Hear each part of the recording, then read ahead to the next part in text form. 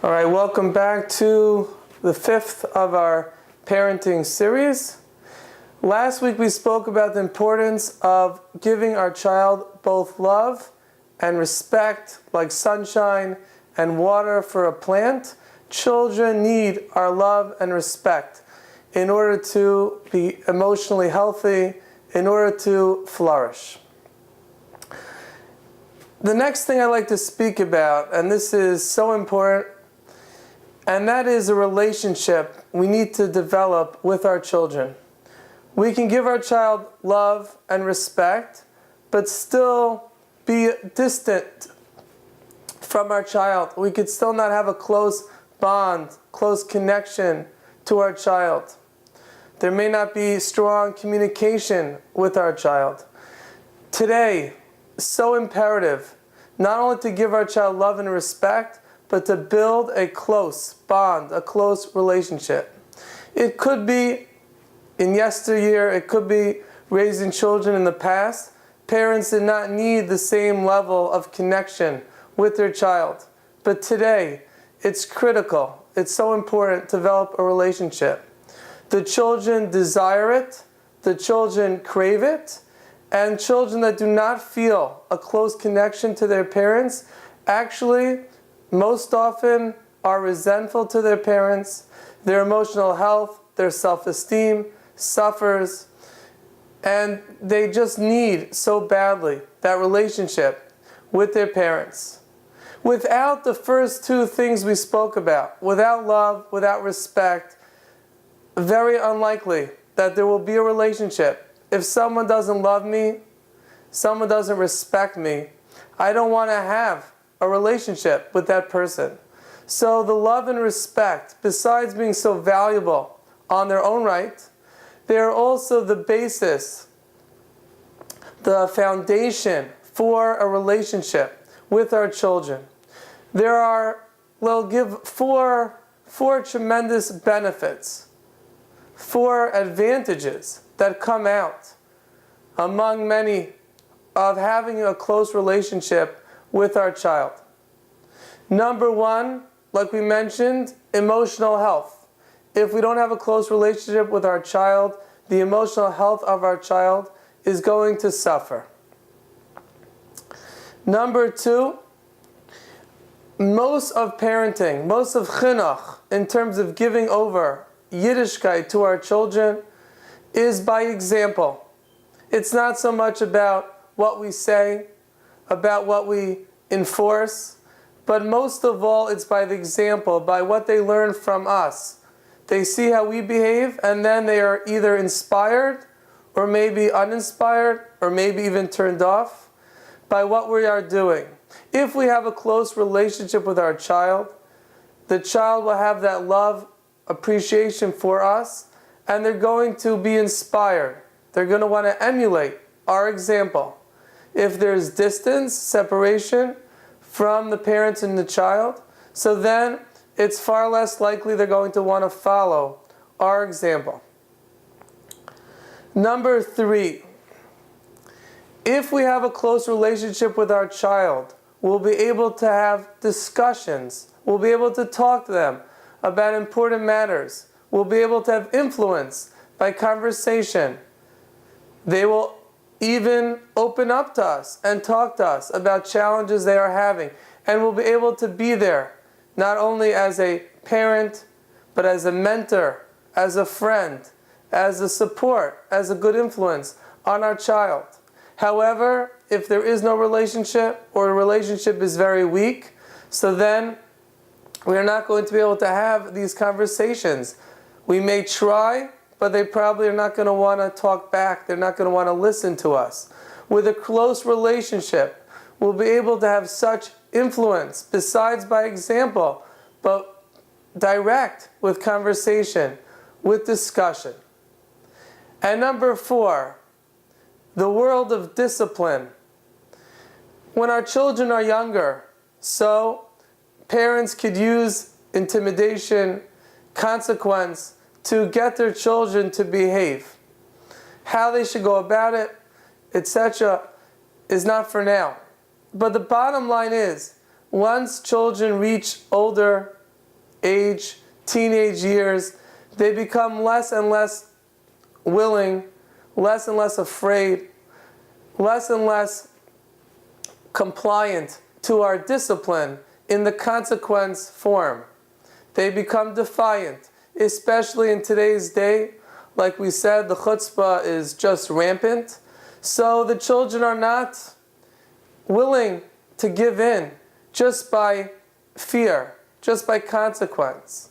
There is one thing that is much more powerful to control, if we use that word, to be able to keep our children in check. And that is the power of the relationship. If my child feels close to me, my child doesn't want to disappoint me, my child does not want to disobey me, so if I ask them to be home by a certain time, and there's a conversation about it, so then they have a great chance of being able to have a certain amount of discipline, certain amount of control within the context of a relationship. However, if there's no relationship, a weak relationship, and we're just going to be trying methods of consequence, that is not going to work, and we will lose all control, all power with our child. Relationship is the key to discipline, especially in the child's teenage years. Additionally, our child will be open with us, won't do things behind our back. A parent may think they have control, my child listens to me, but behind their back they do whatever they want because there's no relationship. The child is always hiding from the parent. When there's a relationship, there's control because there's conversation. The child will open up to the parent. So we have 4 major critical factors that come out that we gain from having a close relationship with our child. Number 1, their emotional health. For them to be emotionally healthy, they need a close relationship with us. Number 2, they'll want to follow our example. They'll want to be like us. They'll want to learn from us because they love us and have that close connection. Number 3, we'll be able to have conversation, discussion about important things and be able to have that influence as a mentor for our child. And number 4, we'll be able to have some control, some power over what's going on. We'll be able to have some discipline over our child. However, if there's no relationship, it's unlikely. There will be no control, no discipline. Again, it could be a number of years ago. Children listen to their parents even without the relationship. But today, with the chutzpah factor, it's not that way. We need our children not only listening to us because of consequence, but more importantly, we need our children listening to us out of love. And that love can only come from a close, from a strong relationship. And I'm sure all the parents, all of you listening to this, are thinking to themselves, that would be special, that would be nice. How much pleasure would I gain from having a close relationship with my child? So now we will discuss how we can develop this relationship. What ingredients do we need to build this relationship? Like we mentioned, love and respect, that's number 1. You need love and respect, otherwise nothing will happen. Let's go more specific into connection, relationship. Number 1, we need to understand our children. We need to understand where they are coming from. We need to be able to get into their world, be able to see things from their perspective. Today is different than when we grew up. But if we use some intelligence, we open our eyes, we'll be able to learn and see the world that our child's growing up in. Sometimes I speak to parents and they lament their child's behavior. What are they wasting their time with the phone, with the sports, with the WhatsApp, and all these things? And they are right. It's true. It's a waste of time. And it's true. It's not good for their child. But what I'm hearing in that tone of voice is, I have no idea why my child is doing this. I have no idea what enjoyment they have from it. I have no idea what satisfaction they get from it. And if we have that, very unlikely we'll be able to build a relationship with our child. Our child will sense, if not hear, that we don't understand them, we don't appreciate them, we don't understand what's important to them, which means we don't get them. And you cannot have a relationship with somebody that doesn't understand you, that doesn't know who you are. So it's so important to understand them, appreciate where they are coming from. Even if we don't have that particular enjoyment, even if we don't have that, pleasure, but nonetheless, be able to try to understand where they are coming from, what they are getting, and be very careful not to knock, not to put down that which is important to them, that which they enjoy. That is not going to be helpful. It's not going to be like, oh wow, my parents said sports are so stupid, so I'm just going to stop. My parents said that phone is so bad for me, so I'm just going to stop. It's not going to happen that way. When we understand them, when we appreciate what's going on, when we recognize what their life is about, then and only then we'll have an opportunity with patience to be able to teach them different things and explain to them different things. But we first have to be on their side. We first have to be able to see things from their perspective. There's a beautiful story with Rabbi Freifeld Zatzal, that a person who was not religious came into the yeshiva, and this person was very involved in hunting. He lived on a reservation for quite some time, and Rabbi Freifeld would spend hours talking to him about hunting, about life in the outdoors, and eventually the person slowly became closer to Torah and mitzvahs. A number of months later, this young man, was in Rabbi Freifeld's office, and Rabbi Freifeld had to step out for a minute. And the student noticed behind the desk a book on the floor. And he looked closer and closer, and then he saw that it was a book about Indian reservations. It was a book about this kind of life.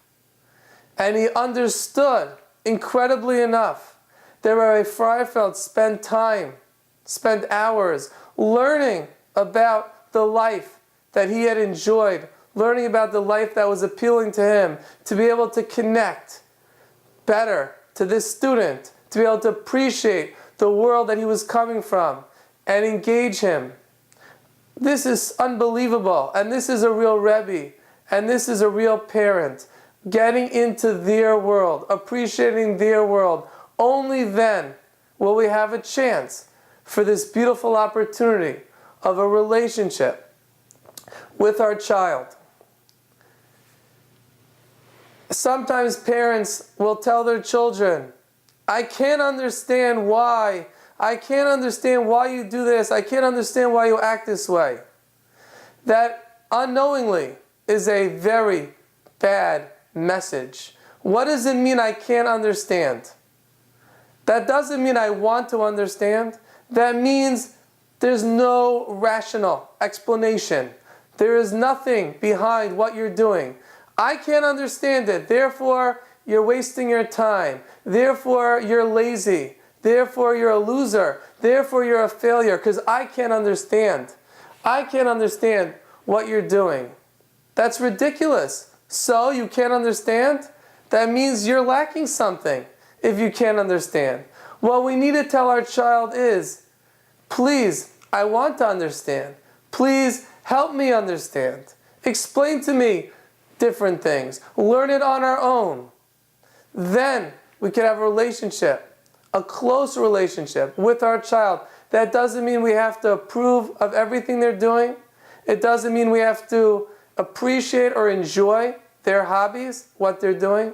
but at least we'll be able to see what is important to them, be able to see it from their angle, and then it is shaykh, then it's possible to have that relationship with our child. The next idea to build a relationship, certainly, is we need to spend time with our children.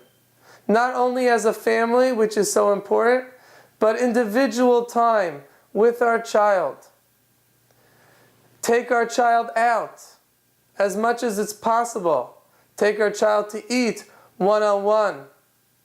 If our child is going through a hard time, consider taking our child on a trip. Spending one-on-one time with our child is so powerful. Of course, we have to be careful that one-on-one time is enjoyable, is pleasant. It may not be the right time to bring up our issues, our concerns, because especially if we don't have that relationship yet, it's just going to ruin the time together. We may need to have time together, just fun, just relaxing, just enjoying each other's company. We could save the intense conversations for a different time. We need to spend that time. We need to make time for our child. Number 3, we need to listen to what our child has to say. So many times our children complain to us, and this starts, like everything we're discussing, really starts from the youngest of ages. Our child complains to us about something, and we quickly dismiss, oh, stop complaining. A child complains about a Rebbe or a teacher. Oh, the teacher knows what they're doing. Stop being disrespectful. Obviously, we have to take what our child says with a grain of salt. Obviously, we have to teach our child that it's not okay to be disrespectful. But we must be there to listen to what our child has to say. Never to dismiss what our child is saying. Even when our child comes to us with anger, with chutzpah, and we want to tell our child, you have to talk with derech eretz, you have to talk with respect. But many times it's important to at least listen the first time around. The child is screaming, oh, I'm so upset at you because you did this, that. Let the child finish. Stay calm. And then tell the child, I understand you're upset. I feel bad you're upset. I'd like to talk to you about it, but it's going to be hard to talk to you right now when you're screaming, when you're being disrespectful. But if you immediately dismiss what the child is saying, don't talk to me, I don't want to hear it, you're angry, don't talk to me, there's a very good chance the child will not come back later.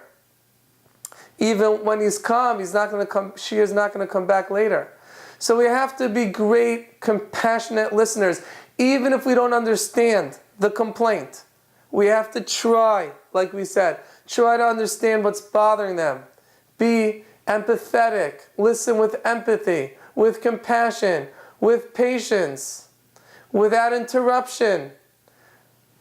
If we're always looking at our phone when our child is talking to us, that's not going to encourage them to come speak to us. They'll feel disrespected, that we're not interested, and they're not going to want to come to us.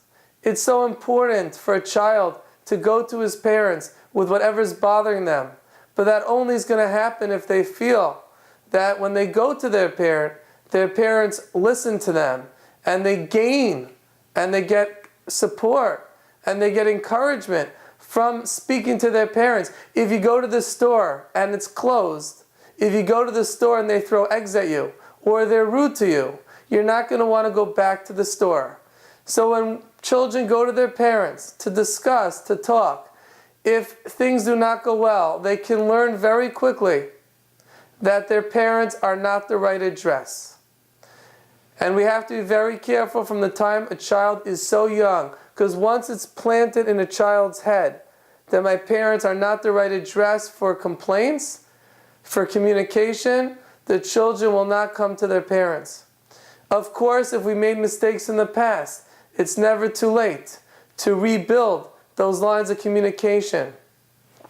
But there's a lot of work to be done in order to improve the communication, our listening to our child. I'd like to add that sometimes children do not talk to us, don't open to us. But we have to ask ourselves, do we talk to our children? Do we share with our children what's bothering us? Do our children know us? Just like we want to know our children. It's so beautiful if our children know us. It needs to be a two-way relationship. Obviously, not everything can we disclose to our children. But so many times we have valuable life lessons, we have things that bother us, that worry us, and we never open up to our child. And our child may learn from us. It's not safe to discuss our feelings. It's not safe to discuss our emotions. So we have to look into ourselves. Are we healthy? Are we good in communication? Do we share with our children things? And that will make it much more comfortable for them to share their world with us. They know me and I know them. And the last thing I'd like to speak about for today is the importance of trust. We need to have a trust with our child. That's so important to any relationship. We have to trust our child. If our child tells us something, we have to believe them. If we tell our child something, it better be true. If we tell them we're going to do something, we have to keep our word. Now this is very tricky because sometimes we trust our child and they may disobey, they may break our trust. But we have to be very careful here. Don't ruin it. So for example, if we asked our child to be home a certain time or to do a certain thing and they broke our trust, we don't want to go too crazy. We don't want to give them the message, oh, I can never trust you again. You lied to me. You said you'd be home by 12 and you were home at 12:15. I cannot trust you anymore. The message of I cannot trust you anymore is a very painful, a very harsh message. Rather, take the individual case and speak to the child and say, you know, we have a close relationship. I trust you. I rely on you. You told me you're going to be home at a certain time. You told me you're going to go to one place and you weren't there. I'm a little bit upset. And let the child then apologize. Let things work out and make peace. As with a marriage, we never could allow that there should not be trust between a husband and wife. That would be a disaster for a marriage. And it's a disaster for the parent-child relationship. I want to tell you something, chiddush, novel, that sometimes it's better not to catch our child lying. Number one, when we catch our child lying, it gives them a negative impression of themselves. They feel that from now on, their parents view them as a liar. So sometimes it pays to play dumb.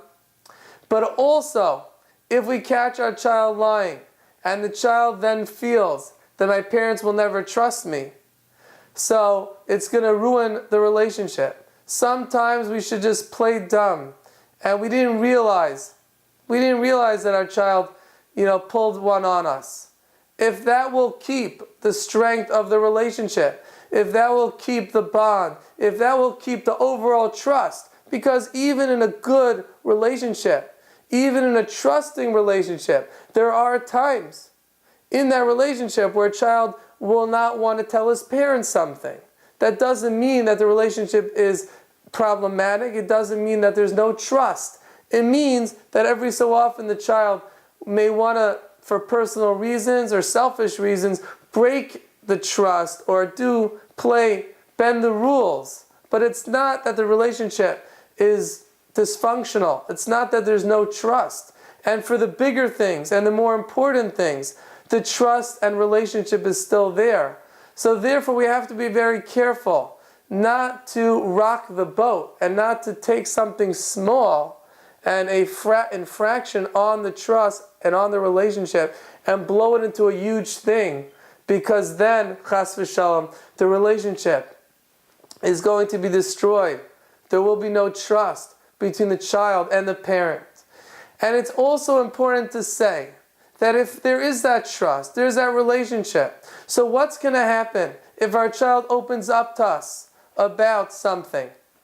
Our child tells us that he's doing something that we don't approve of. A child tells his parent, I have to be honest with you. I smoked a cigarette. I did something that you don't like. What is the parent's reaction? If the parents go crazy, if the parents get mad and the parents start screaming at the child, etc., which in general is not a good approach. But as well, it's going to stop the child from coming forward to the parents with anything private, anything to discuss, because the parents are going to have this harsh reaction. So the parent, when a child is honest with us, we better be calm. We better be prepared. We better say, wow. The first reaction should be, wow, I appreciate you sharing that with me. I appreciate your honesty. We may need time to have the right words because we're upset, because we're taken aback. So we may suggest, I need to think about this. Let's talk about this later. But our first reaction has to be appreciating the child's honesty, not going into some harsh reaction, because then our child will never want to be open with us, will never want to share with us anything. Another important idea in trust is maybe we should not ask our children questions that will force them into a corner. It will force them to lie. It will force them to be dishonest. Not everything do we have to know. Not everything should we ask, because that will put our children in an uncomfortable situation, in a situation that may lead them to be dishonest, especially if our reaction is not going to be one that they're able to handle, they'll be able to deal with. So let's go over these 4 important, critical factors towards building a relationship. Besides the love and respect which we must give our children, the 4 additional specific ingredients to a relationship is, number 1, understanding them, understanding where they're coming from, understanding what's important to them, not knocking what's important to them, understanding their world well, which may take some thought and maybe even some research. Number 2, we need to spend time with them. One-on-one time, having a good time, relaxed time, not always have to be intense about speaking about life and about how they can become better. Just enjoying their company. Uninterrupted time, not always busy with our phone and other distractions. Number 3, we have to be compassionate listeners when they complain about what we're doing, about something going on in their school, in their life, with their friends. We have to be great, empathetic listeners, not dismissing what they're saying, what they're communicating. And finally, we need to build a relationship of trust. Us being honest with them and allowing them to be honest with us. Thank you very much for listening.